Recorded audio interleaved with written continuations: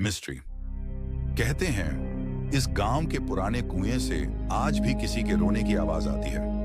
पर आज जो सच्चाई सामने आई उसने सबकी रूह कंपा दी। शाम का समय था। गांव में हल्की धुंध फैल चुकी थी।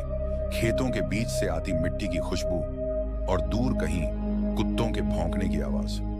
आरती अपने मायके के गांव लौटी थी 5 साल बाद। मां की मौत के बाद आज पहली बार उस घर में कदम रखा जहां बचपन की यादें थीं और एक दर्दनाक राज भी। आंगन के बीच पुराना सूखा कुआं था। बचपन से उसे वही कुआं डराता था। लोग कहते थे रात को उसके पास मत जाना, वहां कोई रोता है। आरती ने हमेशा इसे अंधविश्वास समझा था। पर आज रात के सन्नाटे में सचमुच वही आवाज आई, धीमी, टूटी हुई। आरती लौट आई। उसकी सांस रुक गई। आवाज कुएं के अंदर से आ रही थी। वह डरते डरते पास गई।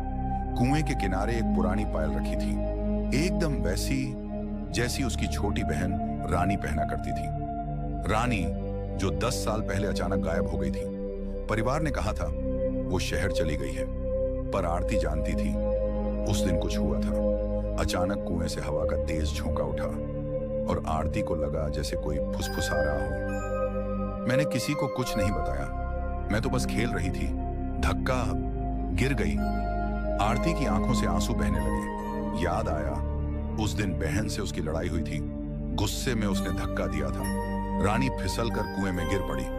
डर के मारे सबने सच्चाई छुपा दी।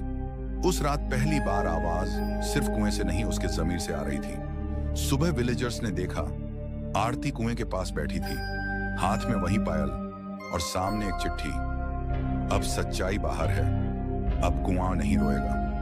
उसके बाद उस कुएं से कभी रोने की आवाज नहीं आई। पर गांव के लोग कहते हैं गुनाह की परछाई कभी नहीं मिटती।